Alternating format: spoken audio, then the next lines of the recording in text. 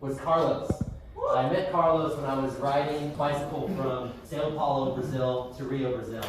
It's a 500-kilometer journey, and we met this guy on our second day.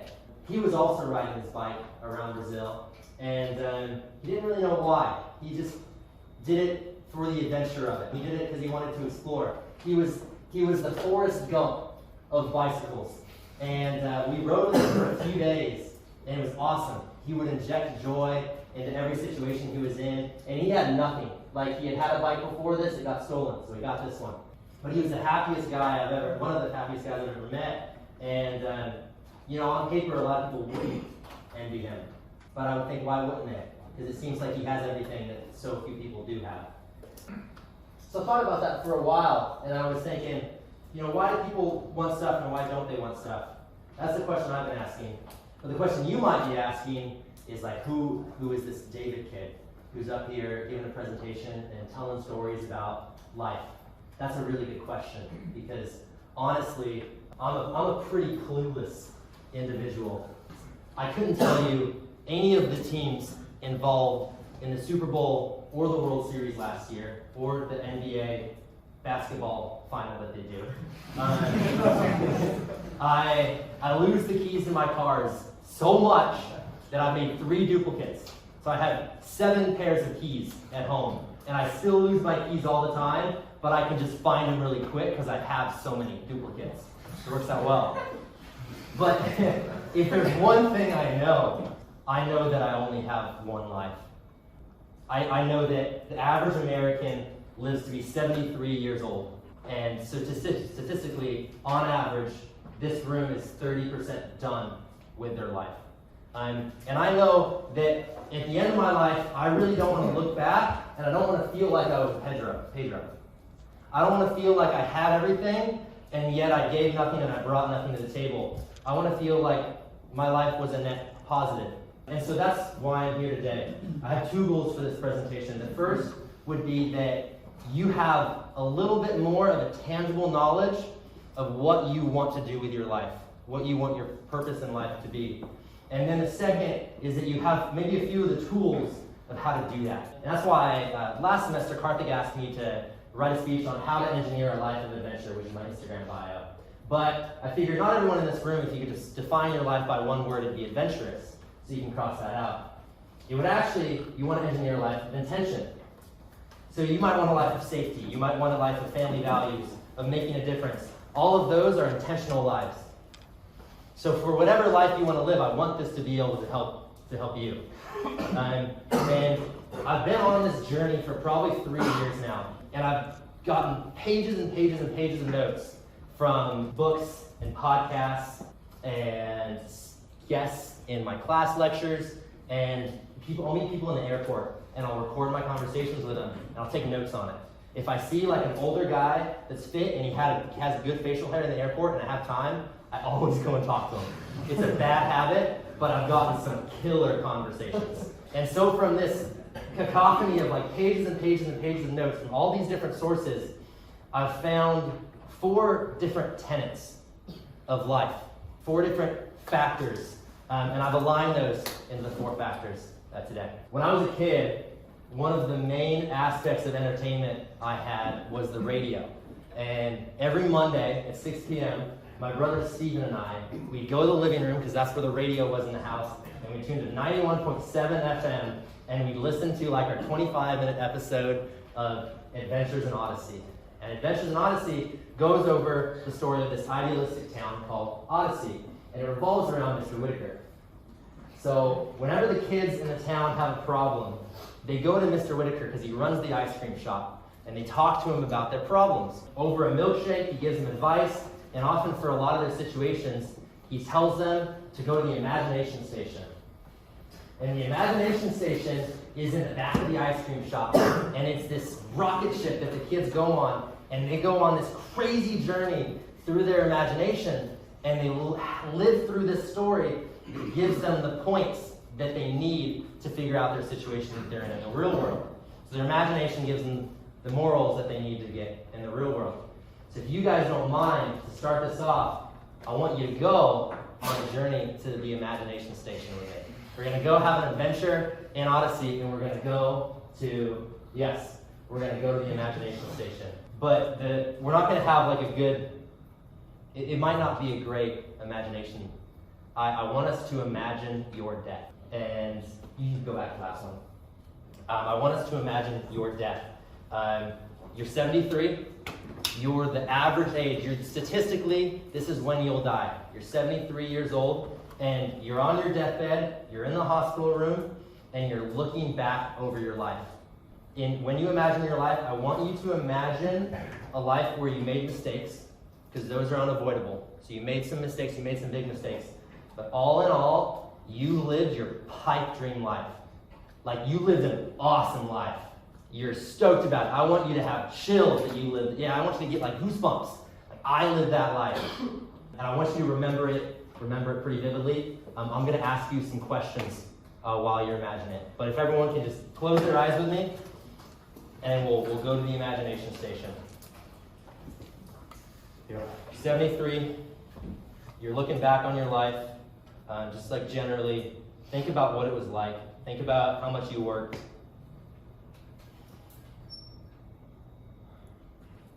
Did you live for the weekend, or did you really enjoy your work? Like, how much did you work? How much time did you get to spend with your kids? Did you get to see a lot of the world, or did you primarily stay in Texas?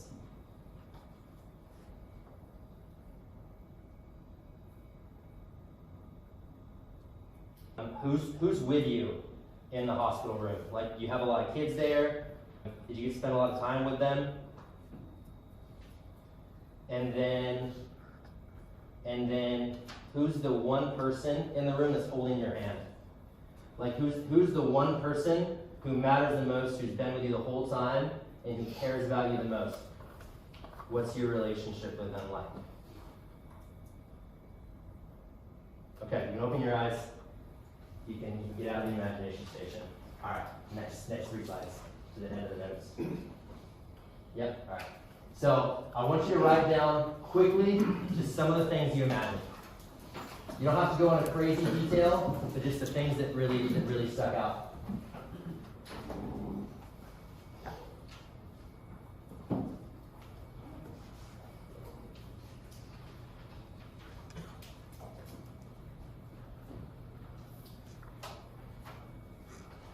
Okay, and you can keep on writing. Something I've learned in life is that it's not about what you want, it's about what you're willing to sacrifice.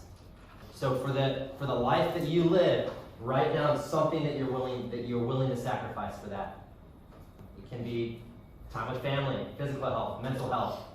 It can be maybe an addiction that you have. It can be things that a lot of people care about, but you're just going to decide that you don't care about. So that could be travel. That could be sports. What's the thing that you're going to sacrifice? And then you can keep on writing down the general notes.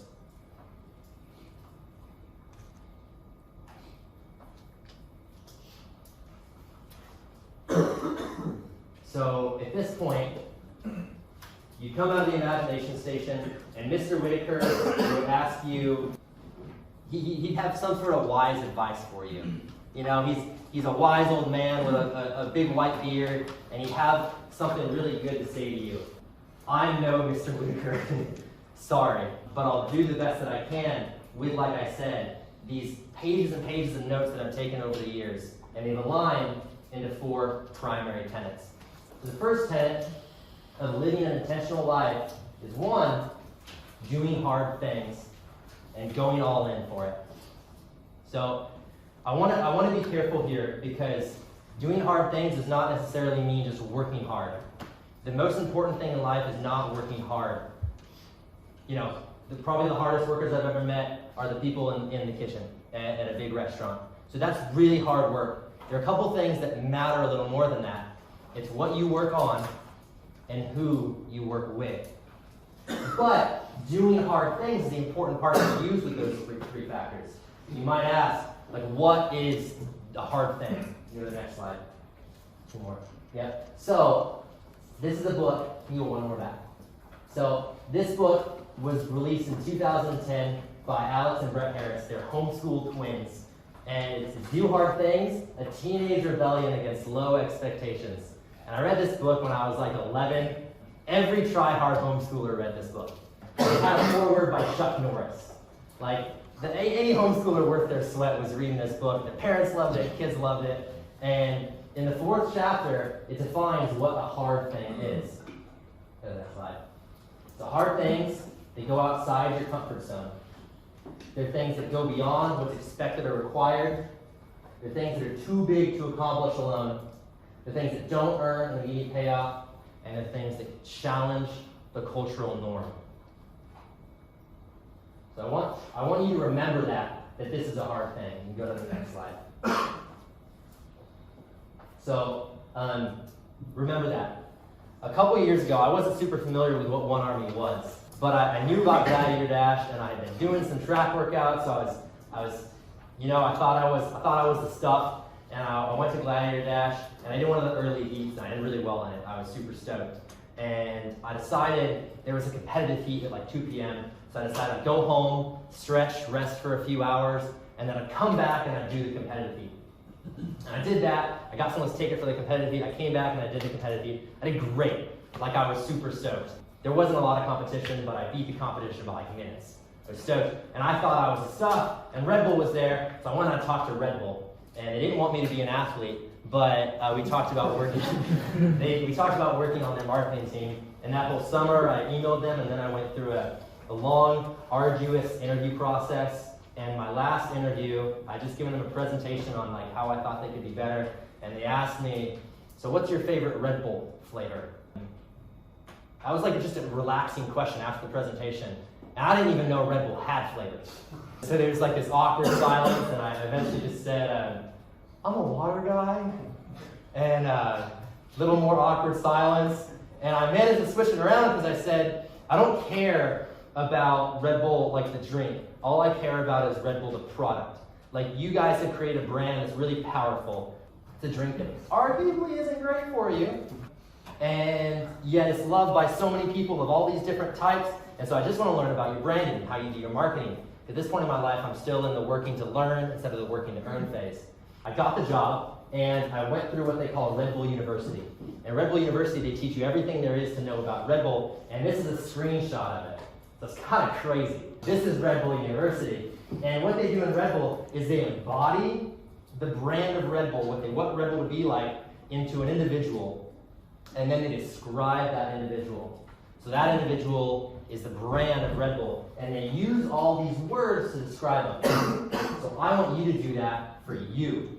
So for the 30-year-old you, the 30-year-old man that you want to be, I want you to write down this guy. I want you to write down 7 characteristics that you want 30-year-old you to have. Probably one-word characteristics. You can make them a couple. Yeah.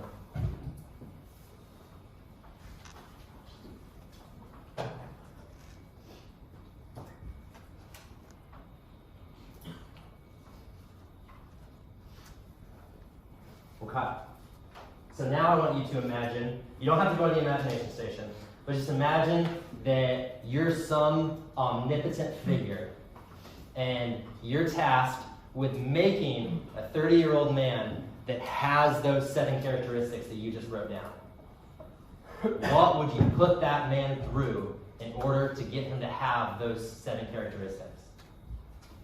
If you want to write that down. You're not going to get patience by having everything handed to you. Probably how you're going to get patience is by not getting what you want, and by having to wait a long time for it. So write down something that is, you're going to put that man through. It doesn't have to be a lot. And then, next slide. This is why you need the hard things. All the characteristics that you want to have likely require hard things. So if you can constantly stack hard things that you can do, then you're all the more likely to get those characteristics that you want to have. Next slide. And then I mentioned going all in. I've been listening to a lecture series from Stanford Business School. It's on YouTube. It's pretty boring, but this guy dropped a bar. One of the lecturers dropped a bar. And it was, is life trying not to lose, or just seeing how much you can win? And that's how it goes to going all in. Because you only have one life, as I've been saying over and over again. And I think life is about going all in, because if you're trying not to lose and you're just putting in the ante, I think it guarantees failure. Like, imagine that you were dating, but your only goal of dating is to not get your heart broken. You know, you'll try, but you'll have a good date, but even if you have a good date, it's probably not going to go that well, because your heart wasn't in it, and you're just making sure your heart doesn't get broken. So pretty much, by your biggest concern being not breaking your heart, you're guaranteeing yourself to get your heart broken. And I think that's how it is in life. When you don't go all in, when you try to only give the ante, you never really get anything out of it. Actually, I'll skip that. The next slide. So, first thing is do hard things. Second thing is communicate your goals. So there have been more than 1,000 studies on goals, and you've probably heard a lot of them. Some of them are made up. It's kind of crazy. I tried to find some stats from ones I heard. Those studies weren't even real. But one study that is real is, is a study that goes into how to write good goals.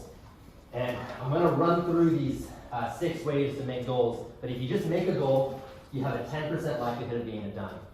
Second, if you have decided to do it, it's 25%. If you assign a timeline to it, it's 40%.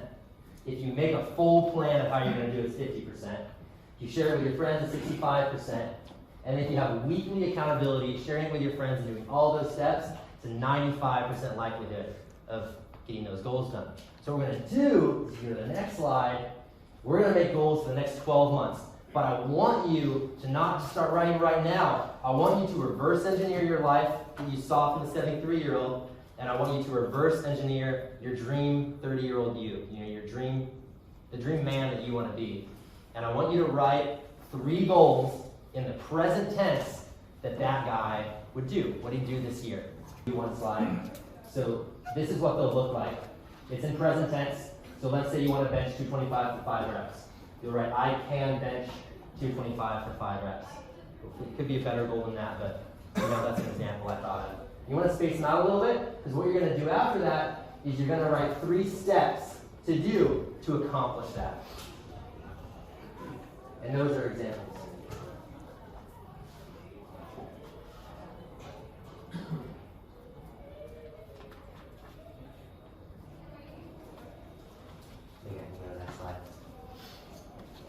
And then after that, you'll make those into a checklist. So we're really doing all 6 of those bits. And then, so you'll follow those. So for your week, you want to get to 4 check marks. You know, for your lean protein, you want to get 7 check marks. And you'll keep track of that. And then, finally, you want to break it into quarters. Well, since we're students, probably semesters, you go to college, you probably do quarters. So for your 12-month goal, you'll have thresholds that you hit every 3 months. And so you make the threshold that you want to be on if you're on track. So for benching, you want to get to 3 reps, and 200 for 4 reps the next semester. And in the summer, 220. You kind of want to be strategic, because when we look at the money one, you're saving over college, and in the summer, that's where you make all your money. One thing that's worth noting is your goals are going to change over the years as you grow older. Your check marks are going to change. And that's a good thing, because as you get older, you'll meet more people that you want to be like, and you'll meet more people that you don't want to be like. Your imagination will get more food. You know, let's say you want to be rich. You start hanging around rich people, and your goal initially was to have courtside NBA seats. And then you meet a rich person, and they have a chef, and you're like, screw the courtside seats. I want a chef. I want fresh food that's made by somebody else. All you're doing is you're just giving your mind more imagination. Your imagination more food to kind of give your goals more texture. And that's something that can be tough for some people. I have a friend named Johnny. He's awesome. He's a super hard worker. I know he's going to do great things. But when he was older in his teens, Johnny made some decisions that put him in prison. And Johnny spent 9 years in prison from when he was 20 to when he was 29. So he got out later last year, and that's when I met him. And Johnny and I have become really close friends, and we go on walks sometimes. We go on really long walks, and we have good talks. The thing that Johnny's dealing with is he's trying to make goals, but he doesn't really know how to make goals. He doesn't know the man he wants to be when he's 40, because he's never met him. always met other people that he doesn't want to be like. You guys have the privilege of probably knowing who you want to be like. So be thankful for that, but try to be around the people that are going to give your imagination more food. That will help you know what your goals are going to be like. I will say, there's no excuse if you don't know the person you want to be like. We have a great resource of pretty much all the amazing people that lived. They have autobiographies. So if you want to learn from somebody who was a stud at 30, you can probably go read a book about him. And then one thing that's worth mentioning is there was a man that lived thousands of years ago, and he was the ultimate example of who we can be when we're 30. And that guy was Jesus. And you can go read about him in the Bible. And if you want to read like the ultimate example of who you want to be, you can go read about Jesus. Because he had all the characteristics that you probably want the 30-year-old you to have. He was dedicated, he was ferocious, he was a man's man. And so if you want like the ultimate example, you can go read about him. But surrounding yourself with people that give your imagination more food is kind of the next step. The third step is picking your relationships. I know you guys have heard it probably hundreds of times, but you are going to become the people that you surround yourself with. And so when we look at your friends, you can go to the next slide, you have 3 levels of connection with each of your friends. And most of your friends, your level of connection is probably just friends. You enjoy their company to a basic degree, you're drinking buddies, you like hanging around them. The second level is mentorship. So you look up to them, they push you in life, and they genuinely make you a better person. And the third level is mentee. So they look up to you. You're almost a mentor to them. All 3 of those are super rare. Top 1's common, top 2 common, all 3 are super rare. It's worth mentioning, for the new guys, you guys just got into One Army. Whatever life you want to live, you can surround yourself that are going to push you by people that are going to push you in that way. So take advantage of that. You're going to have a lot of these friends, though. The one person in your life that's going to matter a lot is this person. The spouse. The person you're probably going to spend the rest of your life with. And what I've seen is you probably want them to have all 3 of the characteristics and 2 more. You want to have the same goals. You want to end up in the same place 10 years down the road. And then you want to get attracted to each other. Yeah. But if you have all 5 of those, then you've got a diamond. That's freaking awesome. Treasure that diamond. But through life, you're going to have a lot of different partners. You're going to have work partners, sports partners, study partners. But the only one that really matters is the one that you come home to. And if you have a spouse that is tough and doesn't line up, as I heard a speaker once say, they're going to take a dump in your Cheerios every single morning, and they're going to make it almost impossible for you to accomplish your goals and live the life that you want to live. So pay a lot of attention to that. The next slide. And in regards to picking a teammate, I wasn't to this degree of farming when I was a kid. I didn't have oxen, but it's still a pretty neat fact. 1 oxen pulls 5,000 pounds. But if you pair it with a second oxen and they pair well together, then combined they pull 15,000 pounds. And if you pair it with one that's worse though, sometimes it's even worse than 5,000. So you can find somebody that really magnifies your strengths, and you can do 3 times or more what you can do alone. All right, next slide. So the next one, you got 2 hard things: communicate your goals, pick your relationships. The next one is play the long game. This goes into something called game theory, which I live my life by pretty religiously. If you go to the next slide, game theory has 2 different strategies to it. The finite strategy and the infinite strategy. So the finite strategy, it's like baseball. There's a known set of rules, there's a definite ending, there's a winner and a loser. The infinite strategy is not baseball at all. It's more similar to life. There's not really rules. There's no ending. The point of the game is to play. So if you imagine being healthy, healthy is an infinite game. The goal of getting healthy, you don't get healthy and then you're like, I'm done, I won, and you stop going to the gym. The goal of being healthy is to stay healthy. So it's to keep on doing it. And that's like the same goal with marriage. The goal of marriage is to stay married. You don't just get married and like, I did it. It's to stay married.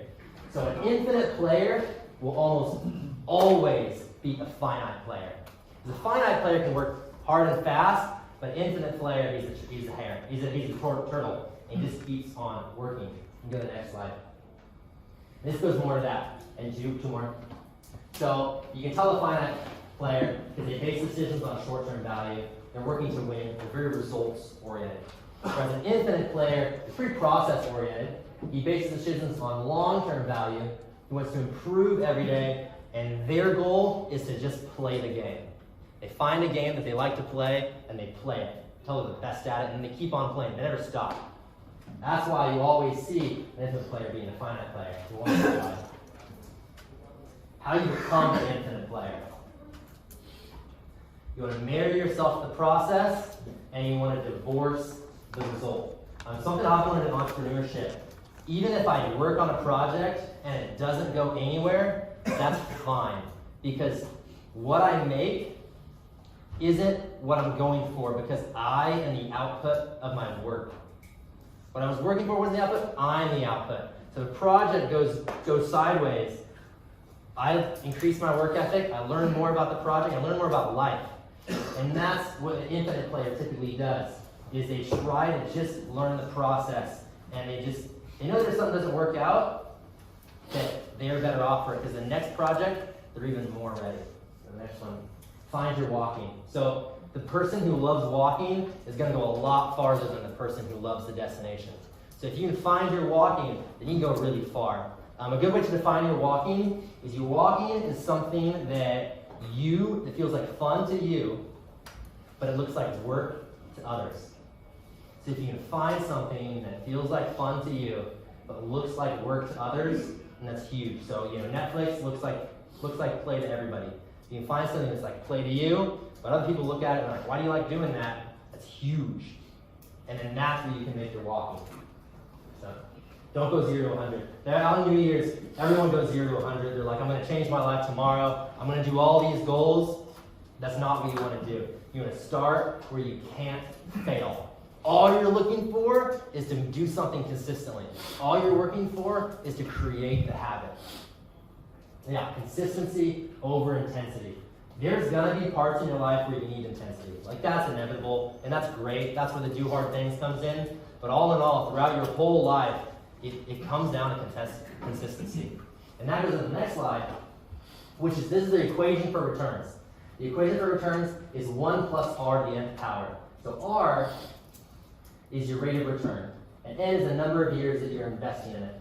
So if we look at life,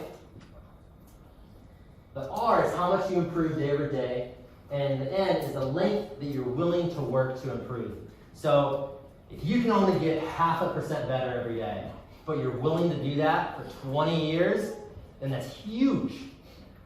20 years down the road, you're a different man. Like, it's crazy. But if you work really hard today, you only work for it for today, it doesn't really go anywhere. Your returns are minimal. And so if you can optimize it, if you can do the most that you can do today, but you can do it for a really long time, then that's huge. Next slide. So what's one habit, what's one small habit you can introduce today or tomorrow that increases the odds of you living your pipe dream life and you becoming the 30-year-old that you want to be? You want to write that down?